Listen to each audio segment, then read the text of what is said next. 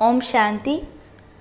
कल हमने GOD God में से जो जी है, जी यानी जनरेटर, यानी कल हमने उनके बारे में जाना था जिनके द्वारा परमात्मा जो देवी सृष्टि है उसकी स्थापना करते हैं। यानी कल हमने ब्रह्मा के बारे में जाना था। आज हम जीओडी गॉड में से जो ओ है, ओ यानी ऑपरेटर, यानी आज हम उनके बारे में जानेंगे जिनके द्वारा परमात्मा जो नई देवी सृष्टि है उसकी पालना करते हैं। तो आज हम विष्णु के बारे में जानेंगे।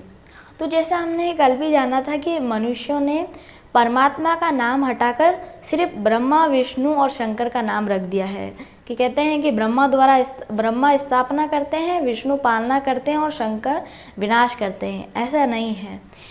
परमात्मा इन तीनों देवताओं के द्वारा स्थापना, पालना और विनाश का कार्य करते हैं। अब ये जो मनुष्य से भूल क्यों हुई है? क्योंकि अभी देखिए हम सब आत्माएं हैं और आत्मा को इन स्थूल नेत्रों से देख नहीं सकते हैं। तो मनुष्य इस कारण आत्मा को भूल गया है और ये 5 तत्वों का शरीर तो दिखता है, इसलिए अपने आप को शरीर समझ लिया है। हम है तो आत्मा, लेकिन आत्मा दिखती नहीं है, इसलिए हम आत्मा को भूल गए हैं और अब अपने आप को शरीर समझ लिया है। यही भूल हमने स्थापना, पालना और विनाश के कार्य में की है कि हम आत्माओं जैसे परमात्मा का भी शरीर नहीं है, वे उनको भी इन स्थूल नेत्रों से नहीं देख सकते हैं, लेकिन इन तीनों देवताओं का तो शरीर है। तो इसलिए परमात्मा इन स्थूल नेत्रों से नहीं देख सकते, इसलिए परमात्मा का नाम हटा दिया है और इन तीनों को हम देख सकते हैं, इसलिए सिर्फ इनको ही याद रखा है। लेकिन ये सही नहीं है। सही में परमात्मा इन तीनों द्वारा स्थापना, पालना और विनाश का कार्य कराते हैं। तो आज हम विष्णु के बारे में जानेंगे, उनके अलंकारों के बारे में जानेंगे। तो जो सबसे पहले उनके हाथ में चक्र बताते हैं, सभी उसे सुदर्शन चक्र कहते हैं, लेकिन ये उसका सही नाम नहीं है। उसका सही नाम है स्वदर्शन चक्र, यानी स्वयं की पहचान का प्रतीक। फिर ये तो अब आप नाम से ही देखिए, स्वदर्शन यानी स्व का दर्शन। तो अभी जो मनुष्य है, मनुष्य के दुखी होने का ये भी कारण है कि वह खुद को भूल गया है कि वह आत्मा है, ये भूल गया है। जैसे हमने पहले भी चर्चा की थी कि सिर्फ शरीर को याद रख लिया है।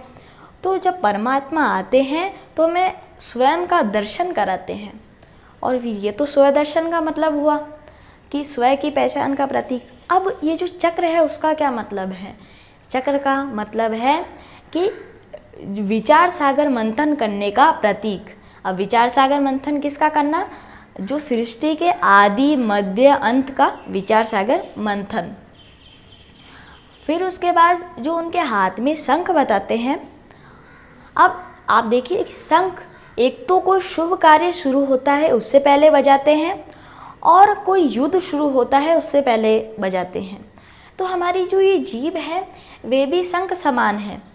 हम इससे बड़े से बड़ा युद्ध भी करवा सकते हैं, कड़वे बोल बोलकर बड़े से बड़ा युद्ध भी करवा सकते हैं, और मीठे बोल बोलकर बड़े से बड़ी लड़ाई भी शांत करा सकते हैं। तो ये सत्य वचन बोलने का भी प्रतीक है कि विष्णु तो सतयुग में थे, तो उस नाम से ही आप देखिए सत्य युग यानी सत्य का युग। लेकिन आज हम देखते हैं कि मनुष्य हर बात में झूठ बोल रहा है, क्योंकि ये दुनिया ही झूठी है। तो ये जो शंख है वह सत्य वचन बोलने का प्रतीक है। हमें हमेशा सत्य बोलना है, लेकिन सत्य बोलने का भी तरीका होता है। अगर हम क्रोध में आकर, चिल्लाकर, तेज आवाज़ में अगर सत्य बोलेंगे, आप सत्य को सिद्ध करेंगे, तो वह सत्य कभी नहीं कहलाएगा हमारा, वह हमेशा असत्य ही कहलाएगा। सत्य वही है जो मधुरता से बोला जाए। फिर उसके बाद ये जो शंख है, शंख ध्वनि, वह परमात्मा का संदेश विश्व के कोने कोने में पहुंचाने का भी प्रतीक है। हमें परमात्मा का संदेश पहले तो लेना है, फिर विश्व के कोने कोने में पहुंचाना है, ताकि कोई अंत में ये ना कह सके, कोई आत्मा ये ना कह सके कि हमें तो परमात्मा का परिचय मिला ही नहीं, कि परमात्मा इस धरा पर अवतरित हो चुके हैं। तो हमें परमात्मा का परिचय विश्व के कोने कोने में पहुंचाना है।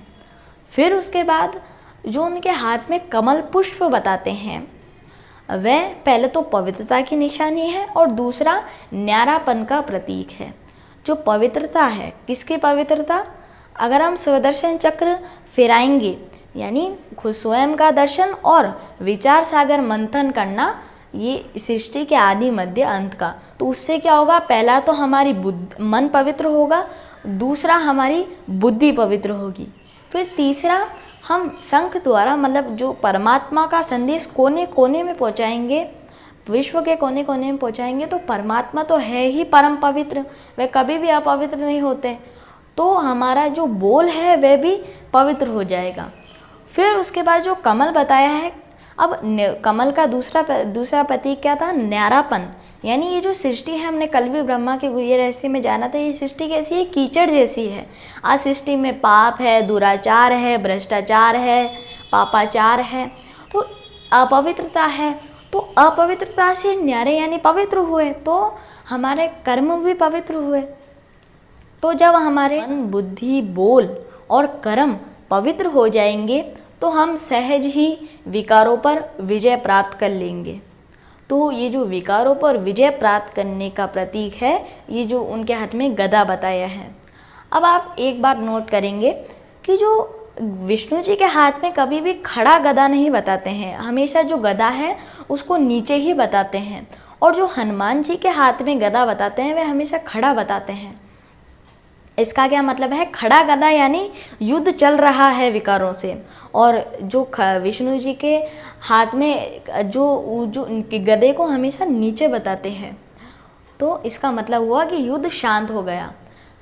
युद्ध चल रहा है विकारों से, तो हमारी जो अभी स्थिति है वह हनुमान जैसी है। अभी हम विकारों से, हमारा युद्ध चल रहा है, अभी हमने उन विकारों के ऊपर विजय प्राप्त नहीं की है।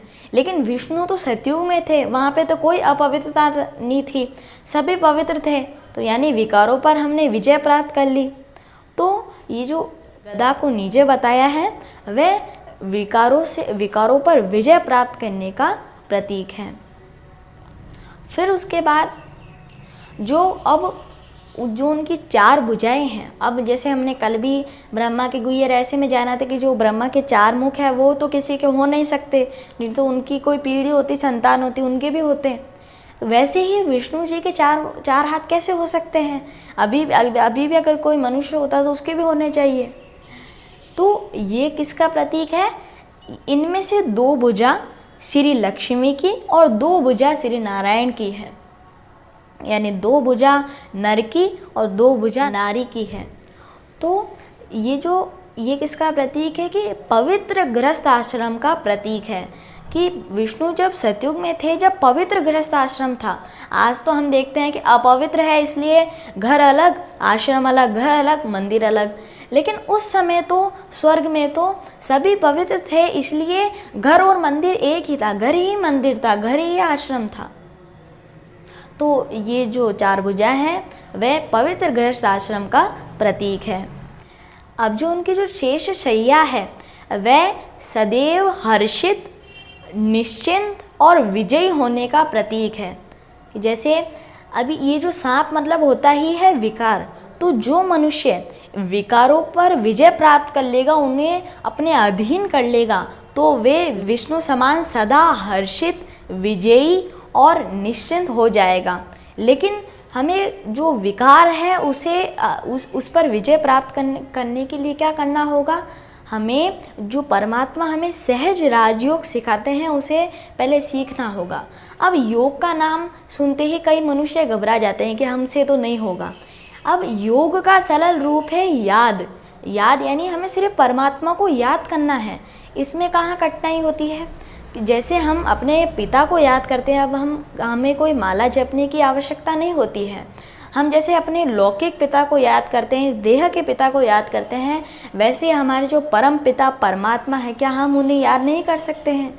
तो उन्हें हम याद करेंगे तो हम विकारों पर विजय प्राप्त कर लेंगे, उन्हें अधीन कर लेंगे और विष्णु समान सदा निश्चिंत, विजयी और हर्षित हो जाएंगे।